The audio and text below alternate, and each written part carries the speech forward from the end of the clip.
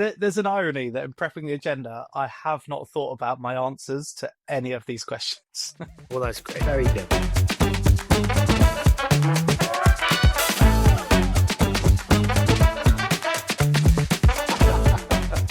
Hello. We're back. Apologies. Episode 3. You've got the 4 of us.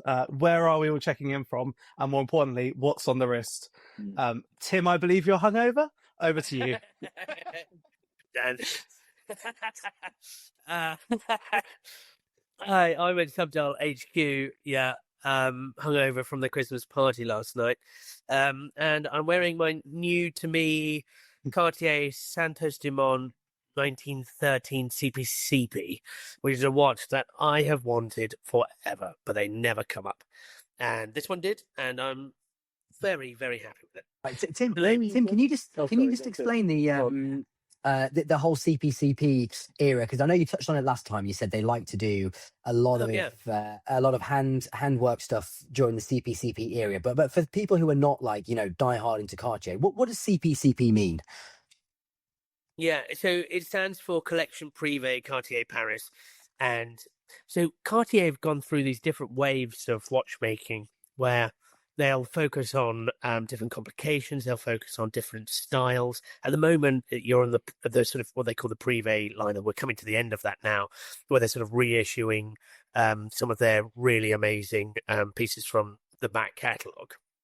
Well, the CPCP era was actually a little bit like that, but rather than doing it all in-house, they had a 10-year period between 98 and 2008 where they brought in watchmaking skills from outside of the Cartier group. And they ended up collaborating with companies like Frederic Piguet and THA, which everyone knows. It's got FP Journe, Denis Flageolet, etc., etc. And they're very, very collectible pieces, but they made them in really small numbers and very strangely for Cartier, typically put display case backs on and finished their movements to a higher degree. So yeah, they made in really small numbers. And this one, it was an edition of 100, which sounds like quite a big number actually, but for Cartier, it's really quite small, and they've never really done a 1913 re-edition at any other time apart from in 1913. So it's really cool watch. It's a very, very different Santos Dumont, and I love it. I'm sort of, in love with it. Amazing. Thank you, Tim. Oh, Justin, sorry, I was saying I can't take the microphone seriously, but hopefully it's going to be better for everyone. Separation between me and that mic. There's about half a meter of separation between me and that mic.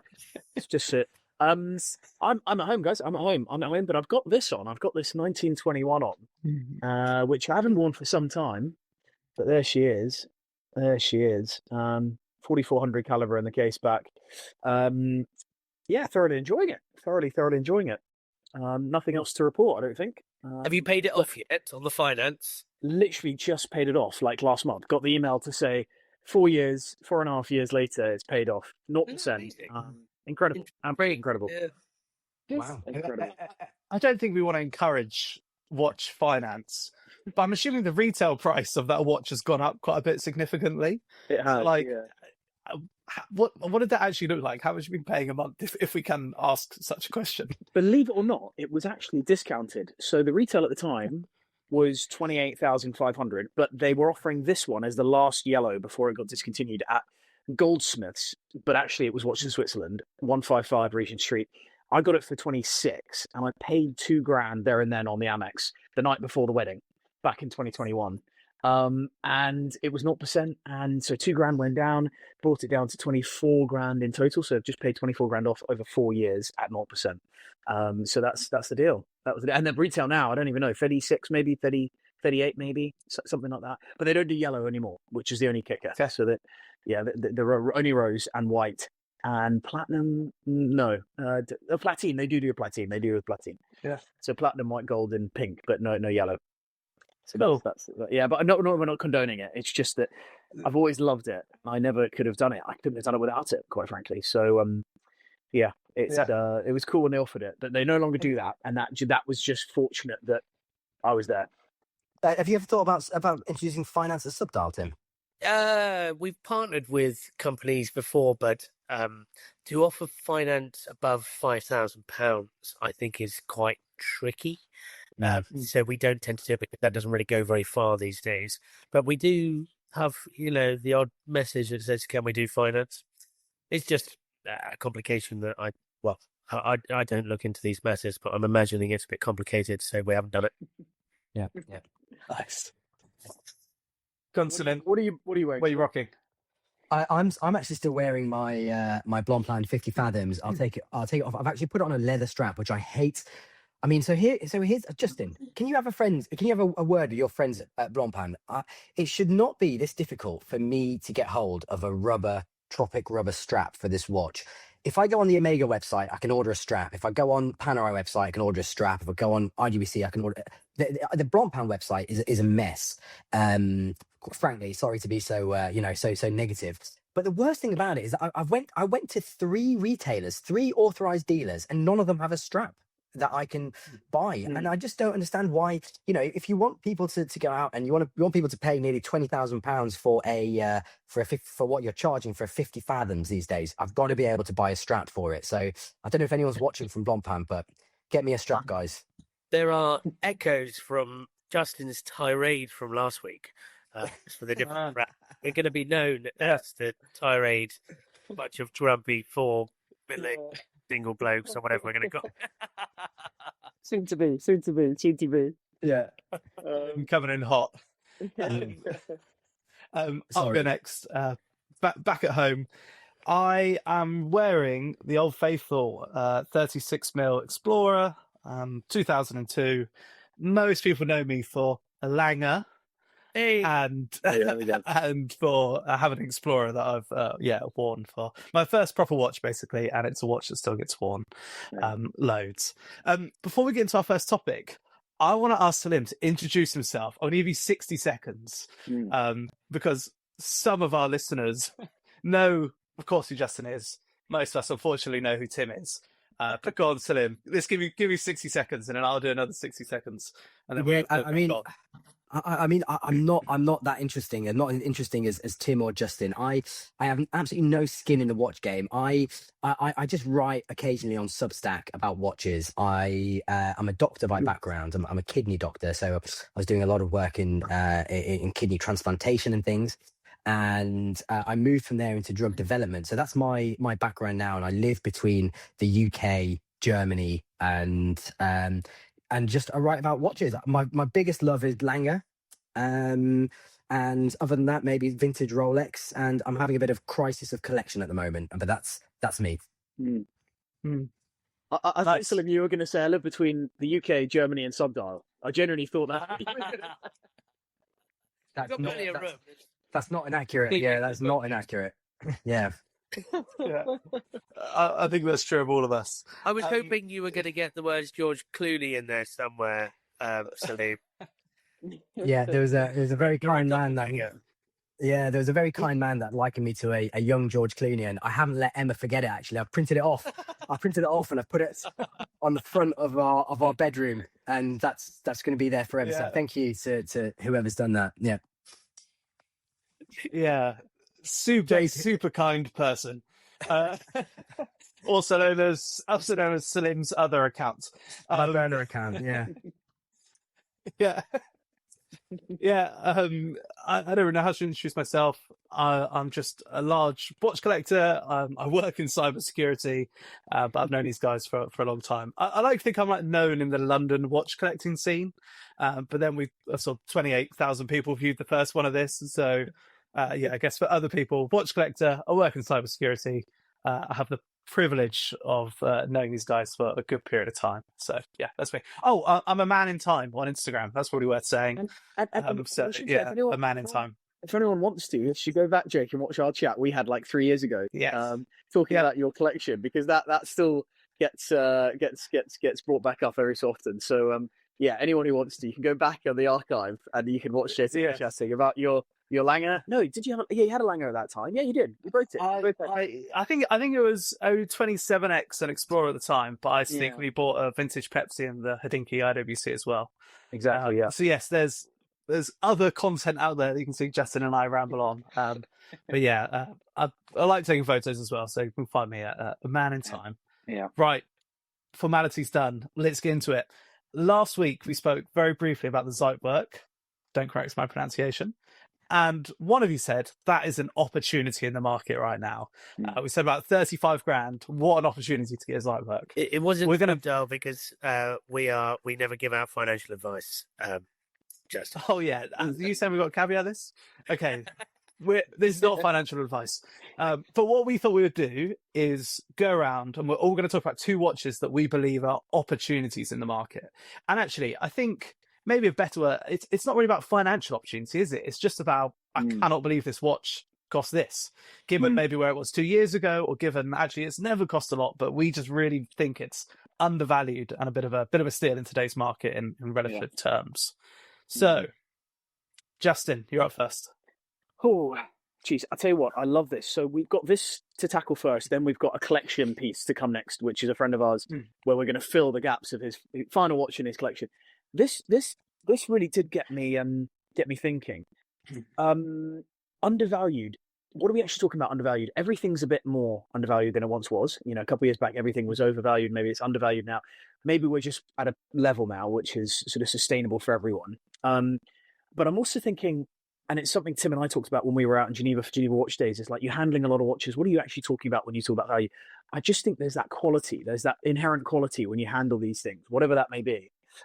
Sometimes hard to express what that is, but there's quality in the manufacturing, in the execution, in the heritage as well, in the brand. So I'm just looking at a watch here that Subdal have, actually, this perpetual calendar Vacheron overseas, the ultra thin perpetual calendar overseas, and that is listed at like just over 45,000 quid for a watch that retails at, I mean, it's not always a great barometer, you know, what the retail is, but that's an awful lot of watch for a lot of money. That should be clear, but a lot of money. But relative to the retail, it's quite attractive. I mean, the retail is probably 80-ish, 85-ish maybe. And I love that watch, and I appreciate it's a little bit big for some wrists out there, but 41 mil, but perpetual calendar, ultra thin, absolutely gorgeous. And there's another watch that caught my eye this week that I really, really want to buy and I want to try on, but it's the San Marco by IWC Da Vinci. So cloisonné enamel dial. Salim, is that little wry smile? Are you going to be mentioning that one as well? Well, I did think about that one a lot. Yeah, it was, but it's for me, for 37. Ours is 40, but they did come in 37 as well. Okay. So 37 mil up to 40 mil. Some had closed case back, some had open case back. Some had a cloisonné enamel, which is done through wiring on the dial where the cloisonné is dropped in, where it's just the central dial, and some have the whole dial. Either way, all of them are sub 20,000, I think it's fair to say. All of them are pretty much sub 18,000. I think the one that you've got, Tim, is 17-ish. Nonetheless, I just think in comparison to what's out there for an enamel dial of that kind, they came with lots of different depictions. Some of them are like the Leaning Tower of Pisa. Some is like a square in Italy somewhere. Some of them are boats. Either way, they're stunningly done. I love the fact that they're nothing like the brand right now. They're absolutely nothing like IWC Da Vinci would be recognized now. And if you looked at the equivalents, it's just insane value. So, those are my 2. The only other one I would say, just as a final kicker, I know it's only 2, but the LUC, the Chopard LUC, I still think from the 90s is criminally undervalued. It doesn't have to be the salmon one that I've got, but any of the executions are it's an incredible watch. Arguably one of the nicest time-only dress watches ever made. One of the nicest movements ever for probably less than 20, almost at every turn. So those are my 3, just off the cuff. Can anyone tell me, is it San Marco, what that was like in era? So when that came out, did they make loads? Were they few? I'm assuming it was extremely expensive in the time, but it'd be good to understand. It came out originally in 1989, based on the research I've seen. And they're all precious metal, so they're all precious metal cases. And it was also in the lead up to their anniversary, which I think was it 150th anniversary? In their lead up in like 1994, 95. There was a series that were produced to mark an anniversary for IWC Da Vinci. I mean, beyond that, I don't have much more. Does anyone else? They were all numbered, so they were all made in quite small numbers, and they were all numbered. Some of them depicting kind of like battle scenes and things like this. A lot of them depicting like different ships and things like that. And like you say, it came in 37 or 40 mil. The way I came about them actually was through Ben at Watch Brothers London. He tends to have some of those, and they are really, really nice. They're all numbered. Some of them are numbered on the side of the case. So I think yours, Tim, is numbered on the side of the case as number 30. Yeah. But some of them are also numbered on the actual enamel dial. So they're actually kind of says where the scene is or what the ship is, and then the number of how many out of 30. And they tend to be between 15 and 30 as to the number that they make. So they are really rare. And the other really nice thing about them as well is the case. The case is actually a very beautiful case, and it's a stepped case with beautiful lugs. It really shines. And the cloisonné enamel. The one thing I was going to ask you is how, when you're wearing one of those, how much longevity do you think it has in a collection? You tend to like the classics, Justin. Yeah. So if you were going to have something like that, after a few weeks of that photo on your wrist, that picture on your wrist, what's I was actually thinking to myself, what would it be like to actually wear it? Because I'm seeing the photo of the dude wearing it, and I've seen Ben wearing them, and he makes them look good. But I'm wondering, what does it actually feel like to wear this art like depiction like this? Because it's different to what I've experienced before when I've had like the Vacheron Mercator, which was a bit more subdued. This is quite like, I'm actually visualizing what my wife would say if I rocked up with this, and thinking what she would say. She'd be like, "What the hell? What the hell are you wearing?" I don't think, because in my mind, there's only two watches I'm thinking about right now. I'm thinking about that watch, and I'm thinking about the ellipse for next year, 2026. I want that gold ellipse, that blue gold dial ellipse, and I'm thinking that there's no two ways about it. That ellipse would be with me for a lot longer than this There's just no two ways about it. So I just don't think there is necessarily massive longevity for me in that. I think trying to be more disciplined is something I'm trying to do, generally speaking. But I'm looking at that thinking, I know what's going to happen is I'm going to be buzzing about it when I come in to see Tim. I'll leave, and then 2 weeks later he'll get a message just before the return period phases out. I'll be like, Tim, I think I'm done. I think I'm done with it. And so, if you like, Justin, I can take a shitter shot for you before I do the I know that might push you over the edge. I'm not going to comment on where we are with that comment last week.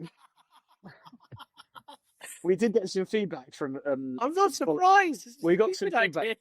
We got some feedback from some colleagues. I still believe in it strongly. Just to be clear, I still believe in it. No, so I think but I should say as well, I think the movement, I might be wrong here, but I think that there's a lot of ETA base. I think the ETA base was where they were at originally. I don't know if that's the case with this one because it is an open case back. But nonetheless, I think it's amazing. I could see it at auction, and this is a parameter that I've been thinking about a lot recently. Could you see one of these watches that we're going to talk about in the lineup at Philips one day, 10 years, 20 years, 30 years? Would we see something like that? Does it have the inherent quality and the value in it? And I think it does. I think it does is the answer. So yeah, long-winded. I'm going to ask one more question on that. Do you think where the brand is today could limit where it could get to in future auctions? Like, I think surely it's the power of like a vintage Rolex or a Patek or something like that, because people still desire the brands at retail today. People might desire UN at retail. If you flip that on its head, Patek in modern times, we all agree, and most of us out there agree, that it's not finding its feet in the most elegant way right now. But in some ways, that's making some of the other models from the past more interesting and more appealing. So I think the answer to that is, I still like the juxtaposition of UN going in a completely different direction. They are having some success, just to be clear. I think people are actually, they're not necessarily our aesthetic, but the Diver Air, for example, seemingly has been well received, and I think technically is interesting. But I agree, there is a concern maybe about a brand that you're buying into. Okay, you're buying into the past, you're buying into the future. So it's a balance, right? It's a balancing act. I would kind of push back on that, a little bit, Justin, because although to us we think Patek has fallen a bit and is not perhaps as where we would want it to be, but to Joe Public, who is walking around looking to buy a Patek or something, Patek is still the king. I think we have to remember that the kind of collector that we are, where we really look into things, we look at the sizing, the finishing, etc., we are a minority. And actually the vast majority of people, when they see Patek Philippe, that is still to them the bar, Gold standard. right? That is the gold standard. And that, I think, is the difference between someone like Ulysses Nardin, who, if I went down Bond Street now and said, have you ever heard of Ulysses Nardin, I don't think anyone would know who they were, really. And I think that may be the difference. Yeah, I'm with you. And I think it's something that we've talked a lot about over the years, having made lots of, we've had lots of experiences, some good and some bad. The sense that you want to buy into the brand and you need to feel comfortable with that first and foremost, and you need to connect with it. You need to be assured that the market can respond to it as well if you did want to sell, and what the future holds. All of that I agree with. I haven't even considered, this is an interesting one, because this is a watch that I saw immediately, loved it, and then thought, should I buy it? Can I buy it? How can I make it work?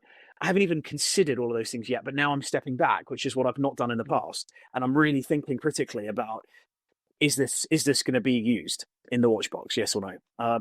Right now, my worry, and I know we touched on your collection concerns, and we will talk more about those, by the way, in episodes to come, no doubt. But I cannot take off this Aquanaut that I'm wearing at the moment. I'm not wearing it now, but I can't take off the 5065, which just suddenly hit me as a wonderful experience. So I'm now looking at other things thinking, God, a lot of this could potentially go because I'm getting such a kick out of that. So anyway, that kind of says something about my thoughts. cool. Go on, Tim. Oh, me. Right.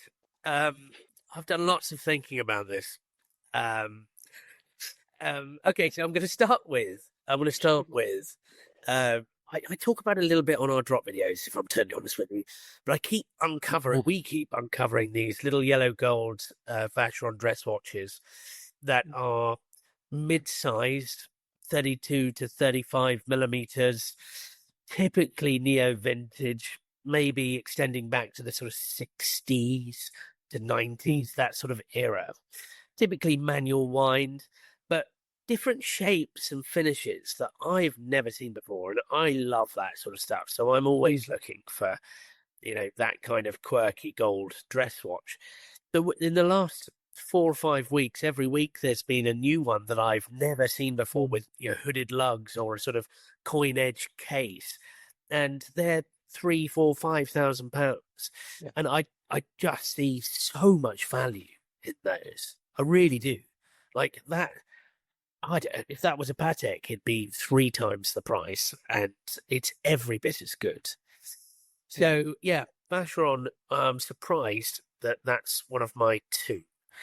Tim, have you ever had a Prestige La France? The Yeah, I rectangular ones. I haven't. I've tried to buy one before, but I missed the opportunity, and I think they are very cool. Talking about shapes. Yeah, absolutely. I mean, it's sort of like an asymmetric and a centre mixed together. They're really, really cool. But there are, they even came with bracelets and things like that, didn't they? So yeah, some of them are amazing, but I missed out on the one that I really wanted. I'm sure there will be others, and I'm sure I'll snap one up at some point, because it's that sort of Cartier-esque. I can see you're one of those.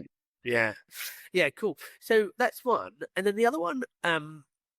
More and more people are sort of switching on to this, but the Patek 96, which was introduced originally in 1932, it's a 31 millimeter dress watch, the first Calatrava, that is still criminally undervalued. They made lots of them. There's no denying that. You can buy them in yellow gold, rose gold, white gold, platinum, steel, and any of the dials that have anything other than just the stick indices are really, really collectible. But just the bog standard ones, I think, £10,000 for steel, maybe more like 20. But coming up to the 100th anniversary, in 7 years or whatever it might be, I can just see the value on those just really, really taking off. You see people like Mike Nouveau and the chaps over there in the US, they are all over them, and that is spreading. Can I push back on that, Tim Boy? Can I push back? Those sizes are, and I saw one in Geneva fairly recently. They are so small on the wrist of most. Does it not, Justin? No, they And are. it- They are. They are. Well, you're like He-Man for Joe Public. For Joe Public, they're brilliant. Right, they're 31, but they've got 31, really long. They've got really long lux, so they wear much more like a 33. And Talking about 31. yeah, I'm all for proportion. All right, I'm all for proportion. I'm gonna call you out on this. Over the last year and a half or so, Yes, sir. Yeah. you've been on a bit of a journey, haven't you? From monster bloody 45mm shitters. Sorry. On the way down to, with more regular sized watches. So you've got no place to be saying it's too small, because I don't think you haven't discovered it yet. And when you do, I'll be there to say I told you so. I totally agree, and I love your passion for small. I really do. And I, as you say, I've shifted aggressively this year, more than any time ever before. Everything is mid-size. Everything's mid-size now, almost. But that size, I've seen it on the wrist. Now, some guys, don't get me wrong, I think all women could pull it off. I think all women could pull it off. But some guys, and I really admire it when I see it. Some guys can. I think you can. I've seen other guys do it. But some, you've just got to be careful, because 31 to 33 is just very, very small on some guys. That's all I'm going to say. Not all guys, some guys. Yeah. And it can look laughable. It can look laughable. That's okay. Yeah, I'll let you have that one. But for 9, sorry, Jake, back me up. Jake, back me up. I can see you coming in. I can see him coming in. But I think for me, the danger here is that a 31mm watch on Instagram doesn't look small. So like, I think they are like becoming quite hypey or desirable, because on Instagram you can't really tell. Like, it could be a 36mm watch, and there's loads of really, really desirable 96s.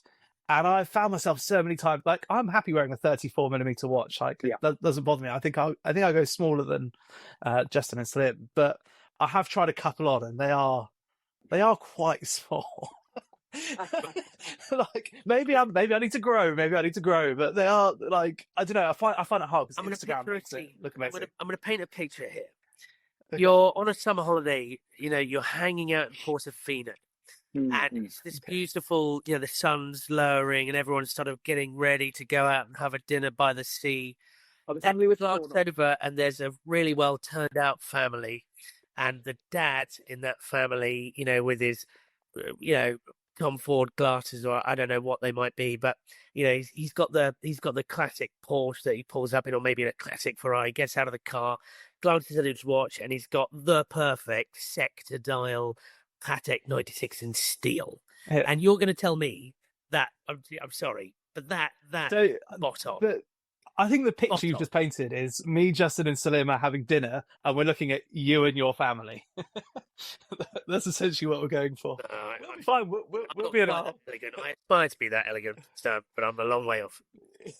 It comes down to the conviction, doesn't it? It comes down to the tune in, which is impossible to quantify.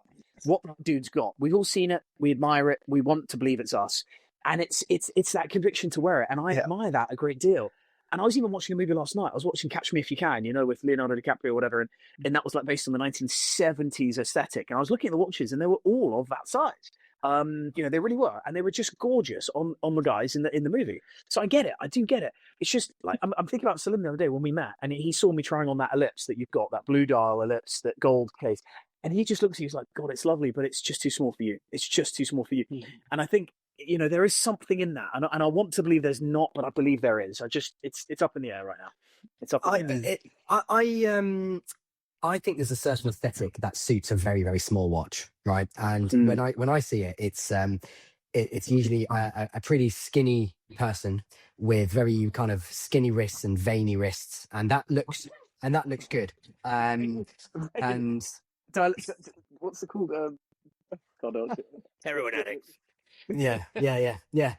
And I think that looks good, and it's the way the strap is then pulled around the wrist that looks really, really nice. And Tim, you do pull it off. I think it look, I always in your drops, your sub-dial drops, I always look at the wrist, and it's vascular, very vascular. Yeah, it looks the smaller watches do look good on you, especially because a lot of the time you're wearing a shirt and a suit, or so maybe a little bit more formal than normal. So I think you do pull it off. But I think, Justin, for you, the way sometimes at UDress. I think you've got quite some girth, don't you? So I've got I've been told that I've got vascular girth. No, I've been told I'm incredibly petite. But what I would say is, I think the size is so small that it's almost a statement of intent. By wearing that watch, it's almost a statement because it is so small. And I think you can get caught in between. And so, no, you can't. I'm just thinking about this. For example, Tim, like your Aquanaut, your smaller Aquanaut, your Japanese one you've got right now, that's like 35 mil. Yeah. That's yeah. I mean, that's that's a statement, because I do think it's small. It's small in the way that it's a statement. I think in design, you're expressing something about yourself there, which is a knowingness of its proportion. So anyway, I'm open to 96 caliber 19. There we go. The Patek 96. I want to see more of them. I've actually never tried one on, I don't think, but no doubt the thing is damn beautiful because the case is thick, right? The case itself has got thickness to it, so there's more presence than we give the numbers. And long lugs. It really long lugs. I can't stress that enough. Like it really changes the way it wears. And I'll accept your apology, Justin. I'm just looking at photos now of Patek 96 Tim Green, and I'm just looking at it. So I'm looking at one here. Okay, I'm looking at one here. And they're absolutely stonking. And let's be clear, it's the definitive dress watch. I mean, it's the definitive dress watch. The only other thing I would say is, and we've talked about this in the group before, and someone pushed back. I think it was you, Jake. He said, "Are we at risk of it being a bit boring?" Like the reason no one's pulled the trigger on some of these classic Pateks, because it can be a bit of a yawn fest. It can be a little bit of a yawn fest, can't it? Is that wrong? Is that unfair? No. I think it's you that said that. A snooze fest. Are we at risk of it being a bit boring? But I'm with you. I'm with you, Justin. I think there has to be something, right? And whether it's a case shape, whether it's a dial, that's interesting. There has to be something that keeps you. That keeps and some of the 96s are beautiful, like some of the sector dials, some of the ones with the small sub seconds where they've got a bit of kind of a double railroad track or something, or the ones with the Breguet numerals. They are really beautiful, but there's something there. But some of them are a bit too plain and a bit too boring. So I would say not all Patek 96s are born equal, and I would say some of them are really stunning, but others are maybe a little bit too boring. That's Chopard LUC, that wins every time for me, head to head, 1860. As a dress watch, they're time only. They're time only dress watches. They're time only. Yeah, all right. It's got a date. Forget the date. Oh, I've missed Let's move on. Of wrapping up where we're at with the 96. I think it could never be boring, especially if you're getting in at $9,000. Yeah, and you're like, what years were the 96 made? Like, is it 1932 to sort of mid to late 40s? Yeah, like if you're wearing a 95-year-old Patek, and it's like basically the dress watch which has inspired every dress watch ever made. I think it's harsh to go, that's a bit of a dull choice, isn't it? Exactly. Like I think the history then has to speak of some volume. If you took the argument to the extreme, it's like wearing a very early Submariner again. Oh, everyone's got a dive watch, mate. Like, grow up. So I've got a funny feeling I'm going to have one. I'm going to get one of these one day. Yeah, you are. I just feel like I'm going to keep working on you. I'm going to grind you down. It's going to bring you wearing 25mm ladies' watches. Yeah. Come on, Brian. Go on, Tim. Sorry, what's your next one? We've got to hear the next one. It's still in. Has Tim done too? Yeah, Tim's done too. Yeah, Thanks for listening. Go on, Salim. Yeah.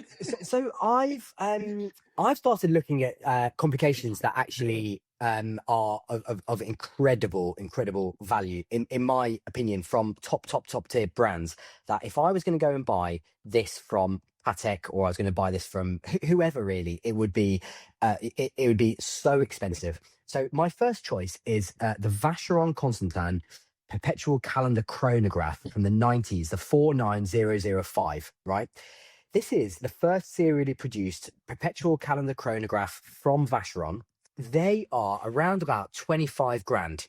And they are stunning. They are really beautiful. You have amazing subdials on there. It's a perpetual calendar chronograph. It's got these very nice pushes on it. The case is really nice. And you're talking about 25k for a perpetual calendar chronograph here from a Holy Trinity brand. And that to me is, something that you are, you won't be able to get. And they were made in really small numbers as well. So it's estimated that around 500 pieces of each metal were made in the 90s. So 500 rose, 500 yellow gold, 500 platinum. And, that is pretty small numbers. And when you compare it to what we're talking about now and the prices for things like the 3970, of course, the 2499, 1518 have gone into, absolutely, atmospheric prices here. But if we take a step back and look here at another Holy Trinity brand, perpetual calendar chronograph, I think there's a lot of watch for the money there and a lot of space for that to also appreciate as people start to discover that. And people will start to discover it because, are we all going to be paying 150 grand for a 3970 now? I don't know. People will start looking at what's next. And that, to me, there's something quite different about the 3970 in that it comes from a lineage that involves the 1518 and the 2499, which are absolute behemoths of vintage watches that fetch tens of millions of pounds. And Vacheron doesn't have that lineage, doesn't have that heritage in the same way. So really what you're getting in that Vacheron is some sort of rubbernecking, some sort of affiliation in the same way that, when the Nautilus takes off, the Royal Oak does as well, and the Overseas does. But it's not quite the same. But I'm not discounting the fact that it's a beautiful watch and great value. But to think that, these are going up, so that's also going to go up, maybe to a degree, but not to the same extent. Yeah. No, I accept that. I think I think you're 100% right. That the lineage of the Patek perpetual calendar chronographs is undeniable.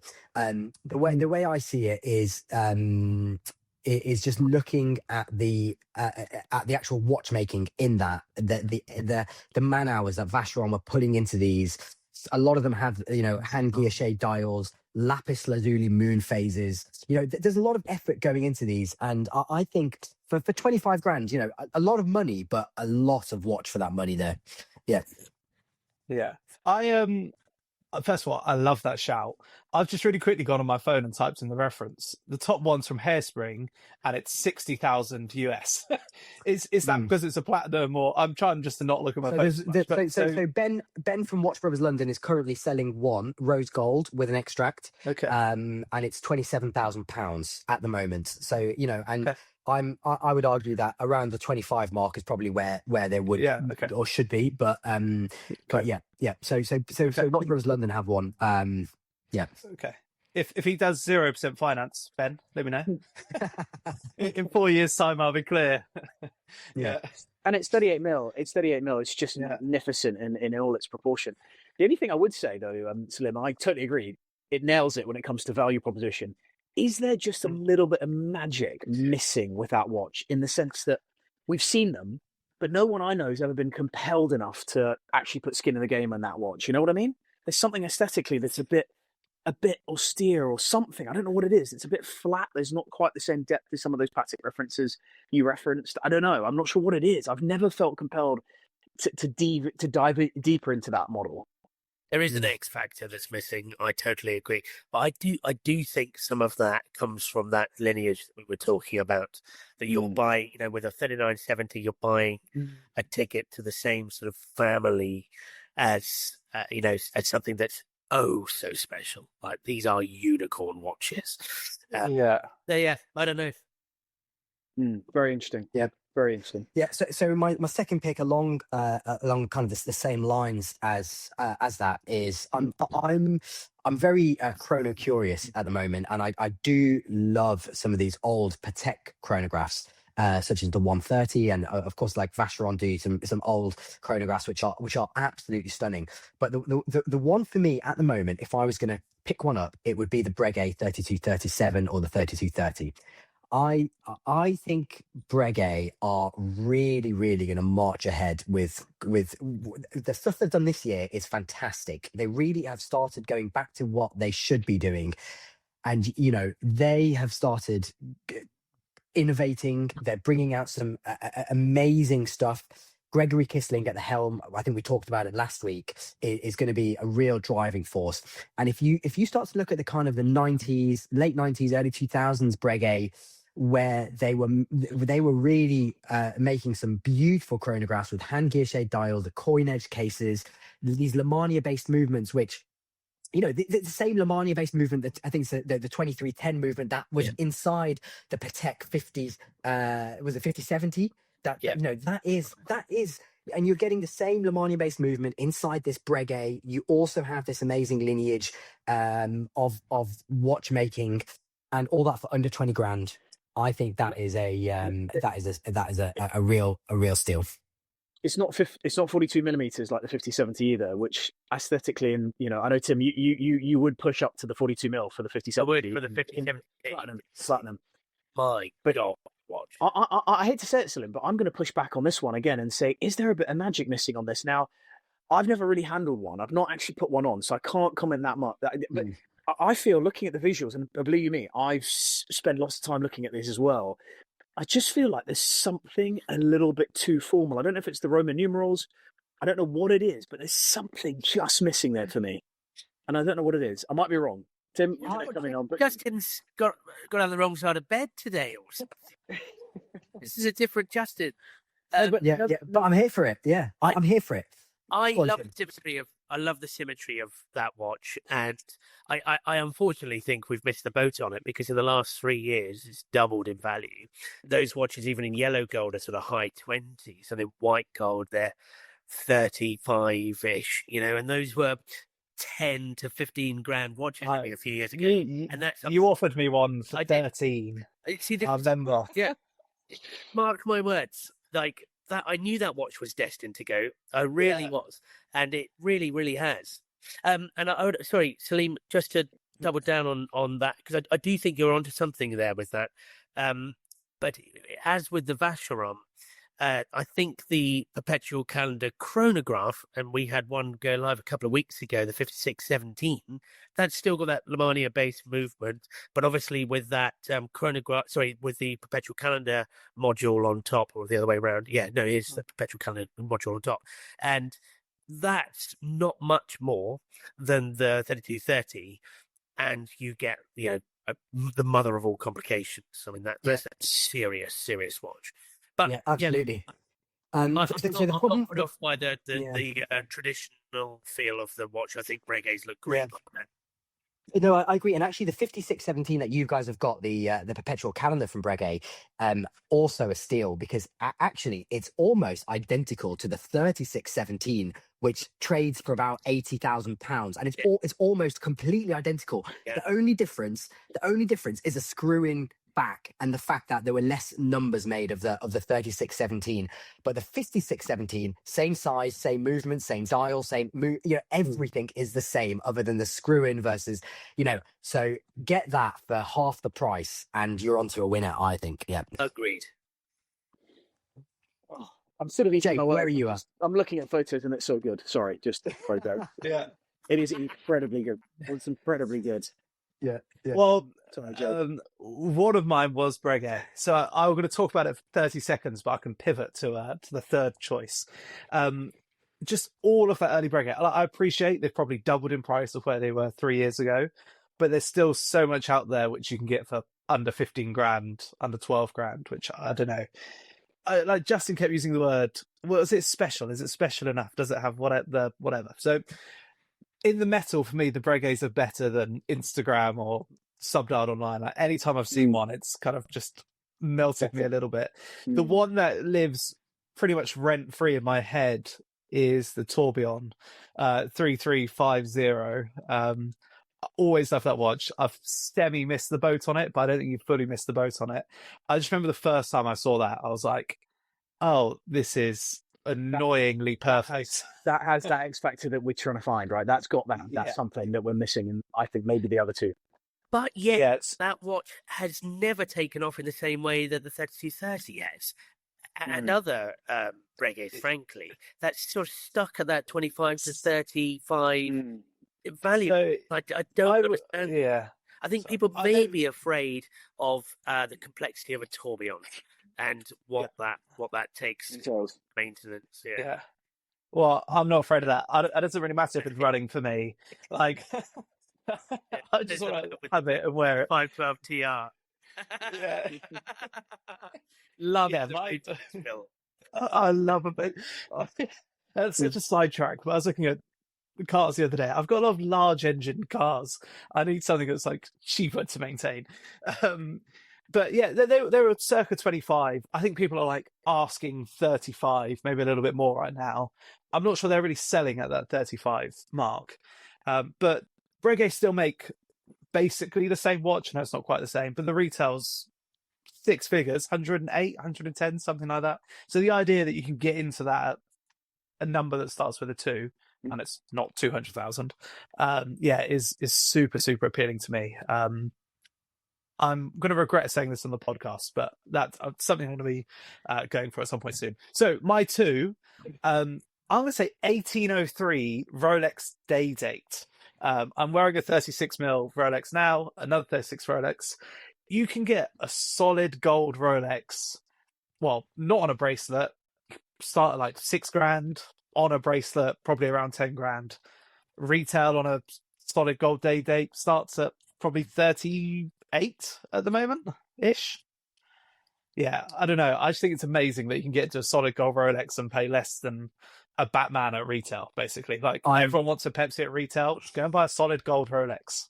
Did anyone see Kevin Odell's story only a couple of weeks ago from They Did, where he was saying, I'm selling this watch and I'm telling you this, that I'm giving it to you for free. And he sort of justified how the weight of the gold, the cost of the dial, the cost of the movement, if you were to separate all those things out and sell them, it was equal or even more than the price that he was selling at $14,000 or something like that. And it was quite an interesting one.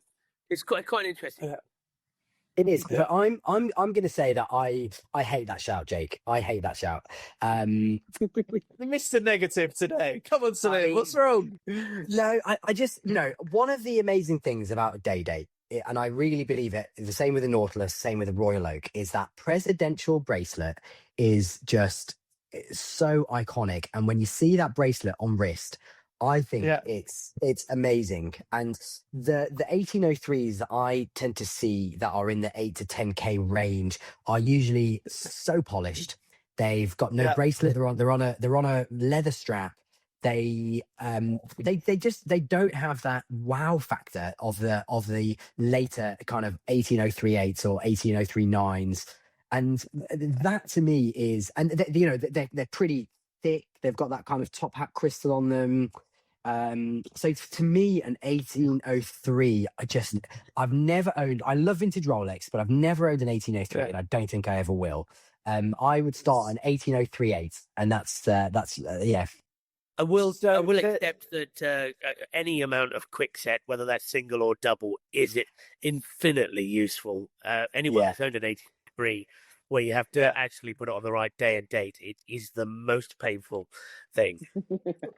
But I'm gonna agree with you and counter. So we've both owned the same 18038 Day-Date. In fact, I think Tim's also owned it. So 3 of us have owned the same white gold 18039. It was an 18039. 9 is white gold. 18039. Yeah. Well, how much roughly was that watch? I can't really remember what I paid. What about you paid. 12 grand. Yeah. About 12 grand. So, like, that's undoubted. 19 to Tim. So, like, let's put that in the same boat. Like, early Day-Date, that for me is just still an unbelievable bargain that you're paying 40 from Rolex. In between us, we paid somewhere between 12 and 19. But for me, that has the later dial with the small Roman numeral around the outside. I didn't gel with that. I like vintage, patinery, loomy, tritium, like creamy tritium. So I prefer the dials of an 1803, despite the fact that a bracelet might be slightly better and it has a quick set date. Like, I can use my phone to tell what the date actually is. I just want a really beautiful aesthetic. So I get where you're at, but I'm still comfortable with an 1803 in my eyes. And of course, Justin doesn't care about any of this. Go on, Justin. Give us 10 seconds. I don't even know what the reference is. Honestly, I don't even know the reference is. Can't even visualize what we're talking about.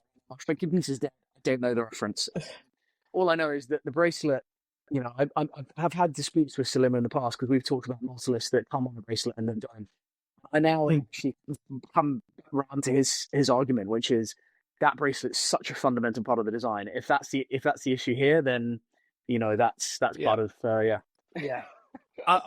Keen to move on. I think an 1803 on a leather does work, especially if you're at like $6,000.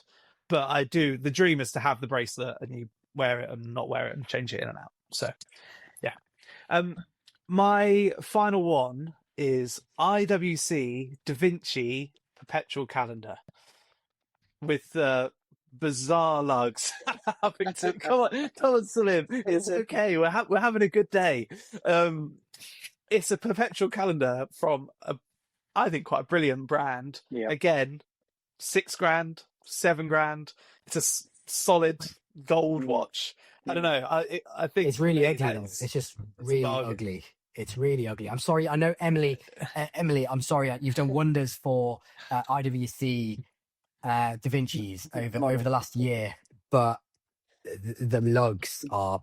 I mean, they look like door hinges. Like this is like every time I see one of those, I just see door hinges, and there's nothing elegant about those lugs on that watch. I'm really sorry, but you're wrong. Salim, you're wrong. Yeah, you're wrong. No, you're wrong. Do you know what? Can we mute him? It's not the hinge. It's not the hinges that doesn't make it elegant. The only pushback for me against elegance is the thickness of the case itself. It is thick, right? It's a bit of a hockey puck. But the hinges, I actually think, are stunning. And if you think Kurt Klaus developed that, you know, basically the whole thing himself, you know, single crown, perpetual, all of that, it's pretty amazing. And the adventure in stone moon phase. The only design aspect that's a bit odd is the full readout of the year. You know, the 2010 sort of whatever across the whole strip, which kind of interferes with the dial layout. But they're beautiful, in my mind. You can't look at those lugs and tell me they are beautiful lugs. They're huge. You know, the watch itself without those lugs would be quite nice, but the way those lugs come out then flare out with so much metal. Is there another set of lugs like them? Is there a set of lugs? There's a reason there's no set of lugs like it. You know, it's because it looks like Stevie Wonder designed it, to be honest. But no. Right. We're all good, guys. We're all good. The I have to say, I had never tried one on until recently, and I was scared of the lugs. I was like, you can get a gold perpetual calendar for $6,000 from IWC. Again, retail for perpetual calendar from IWC. Don't know what that is, but I assume quite a lot of money. But the lugs scared me in person because they flex, they move. It actually helps the watch wear really well on the wrist. So when I buy mine, Celine, I will lend it to you. And as long as you promise to not bin it, you can have a bit of an experience. But yeah, that's choice too for me. Not allowed in my house. Yeah. There's loads of them in Germany. Apparently Germany was the real success story for those watches. Actually. There's many elsewhere. And would you go to a German for fashion advice? That's all I'm asking you. Right. We've alienated enough We're going to get us cancelled. We're going to get cancelled. I thought Tim was hungover. I'm a bit ill. But Salemi's really the one who's on one today. Right. Sorry, guys. Let's move swiftly on. We have a new segment. I'm calling it Complete My Collection. Yes. I want all the listeners to be involved, so get in the comments, but also send us a DM on Instagram if you want us to help you complete your collection. I've got an example today from... This is yeah, who knows? So example today, our friend Marcus, he's got 5 watches. We've been given rough guidelines for the 6th watch to help complete his collection. So if you're watching, we'll check a visual of what the 5 watches are, but I will read them out to you if you're audio only. So he's got a Blanc Pas, Villeray complete calendar, the world's longest reference, so apologies. A JLC Memovox boutique edition, which if you've not seen, is lovely. Tim, do you want to read them? Are you struggling with my pronunciations? I am a bit, but I'm trying not to say anything. Tim will do it next time. A Laurent Ferrier, classic origin, blue dial. He's got a no-date Rolex Submariner, and he's got a Corne de Vache in rose gold. So he's got a good mix. There's one sports watch, four dress watches. That might be yellow gold. I also thought that, but he's told me it's rose. They don't do it. They've done one. They've done one piece unique in yellow for Way Co from Revolution. We told it to him. I should know. Anyway, it's rose. It's rose. All right. So I've got 3 Qs that we're following and a budget. You've got 25 grand. He likes an independent. His perfect size is 40 millimeters. And currently, the Laurent Ferrier is his favourite in the collection. We need to add a 6th watch. We can fight it out. I don't think we have to agree who's got the best one. But Tim, over to you. Are we allowed to remove other watches in the collection, like that Villeray? No. All right. I also thought the Submariner is so wrong for that collection. I love Marcus. I do. So, sorry. That adds another level of emotion to this because we know the bloke. We actually know the guy. Well, I think 3 of us know Marcus, so we might be steered by that. But that's why it'd be good to see what Selim says, just based on the collection. What does he add? Why don't I go? Why don't I go then? If because I don't know the chap, and I'm going to start off by saying actually I think it's covered all bases here. He's got a pretty nice collection. The Blancpain is one of those watches that you can just wear and not have to think about. I've worn one of those before, and they are super slim. They feel quite elegant. I don't think they are extremely kind of innovative. There's nothing amazing about it, but it's a really kind of nice looking watch. And the one that surprises me in his collection is the Memovox. Actually, I think that's kind of an unexpected watch, and I like Memovoxes. I think they're really nice, and especially the 70s ones that are. I've got one for you. Yeah. So if you want to buy, I've got a beautiful one that looks like a civet cat is shat on the dial. No, there's one on there if you want to buy it. Oh, is it? Yeah. But I'll tell you what I'm going to choose instead, and I'm afraid I haven't gone into So, believe it or not, I'm going to go Roger Dubuis, and very early Roger Dubuis. If you go on a Collected Man right now and look at Silas's website, he's got the Homage H37, and it's a white gold watch with a guilloche black dial that is absolutely stunning, and Breguet numerals, Breguet hands. It is absolutely stunning. And it's nothing like the Roger Dubuis we see now. So I in fact see this as a completely different brand. I don't associate it at all with the current Roger Dubuis. But that early stuff is really, really good. Yeah, but it's coming back as of a couple of weeks ago. Yeah. That's all being brought back. Yeah, we'll see. But I think that a Collected Man is listed at 22.5 grand. It's one of 28. It's white gold, a black guilloche dial. I don't know if you've seen it online yet, but that is really, really, really stunning. And I think there's something different there. It's to my mind almost independent. It's 40 Is it 40 millimeters? I think it is, and it's it's 37. I'm sorry, it's 37 millimeters, but anyone can wear 37. So that's where I went. But why the hell would he want? Why would he want another dress watch? Yeah. Why would he not? I mean, for me, it's obvious. I literally cannot believe that we're even having this conversation. It's clear as day what that man should be adding. Clear as day.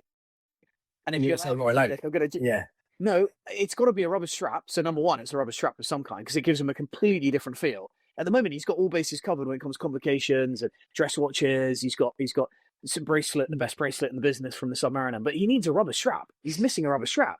So for me, it's a 3rd generation overseas time only in steel for 20,000, 21,000, blue dial, black dial. You could do either, or a wild card, which is 40 mil, which I've had before, which is the Roman Gaultier C. He could get for 25, 26 grand. One of those variations on a rubber strap. Tim, what's that face for? No, well, I that was on my list. I just don't think it fits the price point yet. Yeah, but it could creep in. There's a deal to be done somewhere. There's got to be a deal to be done somewhere. Like it was when I gave you my gold coin to get me over the edge. Yeah. But I mean, you know what I mean? It's got to be a rubber strap, because that rubber strap will offer him a whole nother experience to what he's got right now in the lineup. That's as simple as it. I have thrown in a yellow gold Rolex Daytona 16518 Zenith, a yellow gold case, but on a strap, just because I feel like a yellow gold on a strap of some kind like that could also give him another option. Those are my three clear as day options. Three clear as day. But it's rubber strap number one. Yeah. Sorry, I jumped in on you, Salim. Sorry. Did you want to defend your Roger Dubuis? By the way, Roger Dubuis, unbelievable. 28 models because of his desk number at Patek Philippe. Apparently, it was number 28. Amazing stuff. But I just don't know that he needs another dress watch. I just don't know that he does. You know, the thing is that you like what you like, right? And there's a reason this man does not own a rubber strap watch. And you know, you like what you like, and I There's the man. I think I don't know what I like. Yeah. Yeah. You got him spot on. He loves that Comte de Vache at the moment. I've seen him wearing that, and he loves that Comte de Vache, and he loves the. I mean, look, shit. I mean, yeah, independent. The sport. Anyway, for me, it's rubber strap through and through. We need to get his comment on this. We need to get his comment after this to find out which one he picked. Which one of us he picked. Tim. I didn't get to go. I just started throwing stones at his current collection, which isn't part of the brief. But my thoughts were, I did think Roman Gautier C, I really did, but I do think it's not quite in budget. I thought Parmigiani Floria Tonda GMT Rattrapant, which is just an amazing watch with that, like the hand that hides behind and the little rose gold button. I think that's cool. I think I'm right in saying that the rubber straps that they sell they do fit that watch. I think don't go and buy any of them. On my advice. But that watch is independent. The quality is absolutely unbelievable, and it's a complication that I don't think he's got. So yeah, that's where I was going. But I'm with you. I thought sports watch. Yeah, I happen to know he likes the dress watch, and I think he's just got the Rolex. But my view of this is he needs a sports watch that fits into the rest of his aesthetic and what he's currently enjoying. So he loves the Laurent Ferrier, wears it all the time. I think he needs his sports watch equivalent, which is why the Sport Auto is interesting, Justin, that you mentioned, but too much money. And unfortunately, you have all got it wrong. So I'm confident I've got the winner. I've kept it blue dial as well. I know he's got 2 blue dials. I'm leaning in. Sometimes I'd go, all right, you've got enough blue dials, but I'm leaning in. I'm going with the Moser Streamliner, and I'm going with the blue enamel dial that's currently for sale at Subdial. It's 28. I'm sure, Tim, we can kind of discuss. Don't assume I can take £1,000 off of a listing. It's outrageous. Sorry, I won't be discussing with Marcus. Maybe we could discuss with Marcus about whether he could find some more. And once you do 0% finance, he could cover the gap. Is that on a bracelet? Sorry, is that on a bracelet or is it it's on a bracelet? So I think that's his sports watch. It's 39 millimeters. It's leaning into that kind of like special blue dial. But I think then he's got a sports watch which he can wear and enjoy as if he gets that excitement from the Comte de Vache or from the Laurent Ferrier. Yeah. Can I just say, I really hope one day you can stick to a budget, because you can never stick to a budget. This is the problem here, is that Jake always blows it all. And then he weaves in like, I've got a box of cigars. I can always cut that deal, and then when you get closer, and I'll come round to do your cleaning for you if you want one afternoon. I'm a good cleaner. What can I say? There's value to it. That is fair. I'm confident he could find a Streamliner, ideally an enamel dial one. £25,000. This is a ridiculous thing to ask, but is the Streamliner any good? Because I've never spent time with one. I've never spent time. I've never worn one. I've never heard anyone who's had one who's shared their thoughts with me. I legitimately don't know if it's actually any good. Like, does it wear nicely? Is it a joy to wear? Yeah, it is good. It's good. Yeah, it's good. It's good. The movement's actually brilliant. The dials are obviously amazing. That's what they're about. And the bracelets, until someone showed me the Abel bracelet, I thought it was Moser creating something really quite different. But it's the Ocean 2000, the IWC Ocean 2000. no, Very it's slightly different because it's got the kink in it, which is exactly what the Abel does. But I think it's a great watch. I really do. It's super comfy, and if you want something that packs that sort of vibrant punch, then it does that in spades. Yeah. I've tried a couple on and have been really impressed. I don't think it's where I would put my money, but something I talked to Marcus about a lot is like, I just want him to buy one 36mm watch, but he prefers a larger, more vibrant watch. So I think the Moser for him will be like, cool, fits. What an amazingly satisfying lineup to look at in the box. It might not be to our aesthetic, but all of them may not be to our aesthetic, but the fact that they're all exactly the same proportion, that they're all offering a different dial color, that they're all there's something really satisfying. That's why it's absolutely clear as day to me. It's a black dial overseas generation 3 time only on a rubber strap, because that is an extraordinarily good looking watch when you look at the details.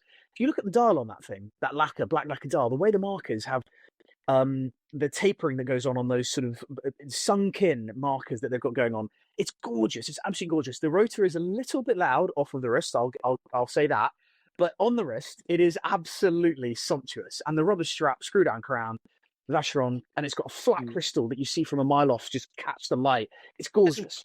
Doesn't quite hit that independent criteria point. Not far off. I mean, you're walking down the street anywhere up and down the country, ask someone if they know Vacheron.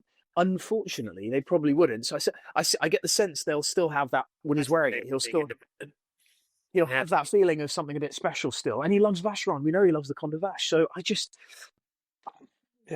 41mm, tad bigger, maybe. Tad bigger. It's a good thing.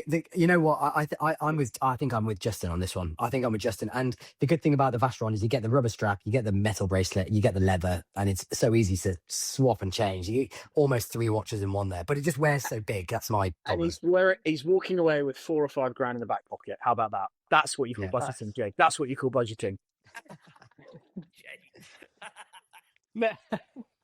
It's never been my strongest suite, but okay, cool.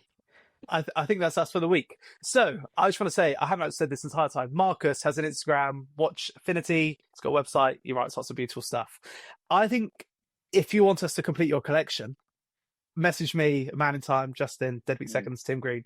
Let us know, and we'd be happy to provide our services.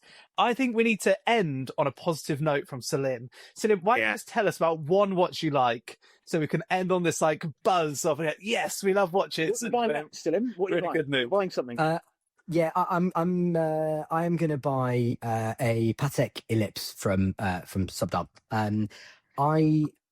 We all went for some lunch the other week, and I tried on this. I think was it 3589 is the reference number, and it's an ellipse. It's got this oversized kind of gold case, which is really, really unexpected. It's different to a normal kind of ellipse 37, 38 case, and it has these beautiful kind of golden Roman numerals at the 12, 3, 6, and 9, and it fits so well on my wrist. It looks really, really nice. So I have been umming and ahhing about that for the last few weeks. So I haven't been able to get it out of my head, and this is when I know that actually it's right. Is that I keep going back to that, and also it was Justin, your reaction when you saw it on my wrist, and you just looked at me and you just nodded. You didn't say anything. You just nodded and you went, that's the one.